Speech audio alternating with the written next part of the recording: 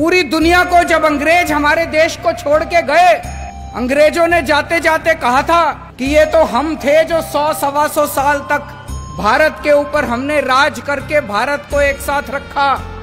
अब देखना हमारे जाने के बाद इनसे अपना देश नहीं चलने वाला, इन लोगों से भारत एक साथ नहीं रहेगा।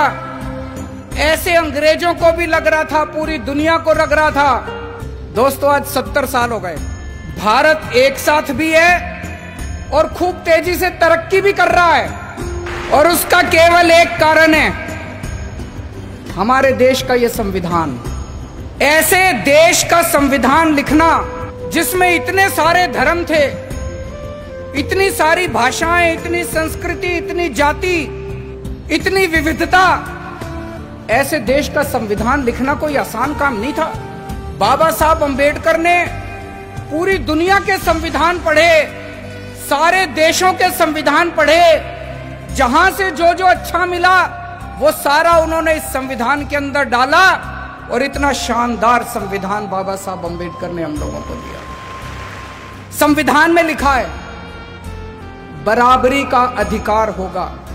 अभी तक यहां इतने सारे बच्चे बैठे हैं, अगर कोई बच्चा गरीब घर में पैदा होता था और कोई बच्चा अमीर घर में पैदा होता था, क्या उनको बराबर की शिक्षा मिलती थी? नहीं मिलती थी। तो क्या बराबरी का अधिकार था? नहीं था। मैं आपका मुख्यमंत्री हूं, हम सरकार चला रहे हैं। सरकार की नजरों में, मुख्यमंत्री की नजरों में, एक बच्चा अगर गरीब घर में पैदा होता है और एक बच्चा अमीर घर में पैदा होता है, मेरे लिए तो मेरे दोनों बच्चे बराबर हैं। मैं उन दोनों बच्चों के बीच में फर्क नहीं कर सकता। तो इसीलिए जब हमारी सरकार बनी, हमने अपने सामने सबसे पहला लक्ष्य रखा कि इस गरीब के बच्चे को भी अच्छी शिक्षा दिला के रहेंगे हम लोग। दिल्ली में जो भी बच्चा दिल्ली में पैदा होगा, चाहे वो गरीब का बच्चा हो, चाहे अमीर का बच्चा हो, सबको अच्छी शिक्षा मिलेगी, सबको एक जैसी शिक्षा मिलेगी। दोस्तों आज 5 साल के अंदर हमने वो करके दिखाया। बाबा साहब अंबेडकर का एक सपना पूरा किया हम लोगों ने। हमारे संविधान में लिखा है जीने का अधिकार होगा। पहले गरीब आदमी के घर अगर कोई बीमार होता था, वो सरकारी अस्पताल में जाता था, सरकारी अस्पताल में इलाज का बुरा हाल था।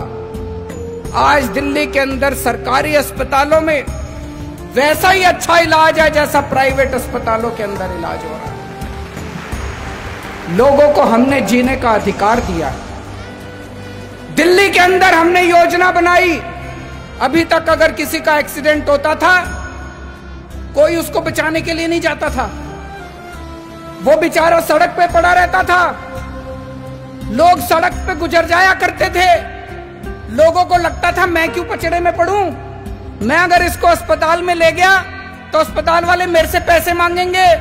अब हमने कहा है कि पैसे की चिंता मत करो, अगर कोई किसी का एक्सीडेंट हो जाए, जो भी उसको देखता है तुरंत उसको नियरेस्ट अस्पताल में पहुंचाओ। कितना भी महंगा अस्पताल होगा, सारे पैसे दिल्ली सरकार देगी। संविधान में लिखा है गरीबी दूर करेंगे। गरीबी कैसे दूर होगी? केवल नारे लगाने से दूर नहीं होगी गरीबी।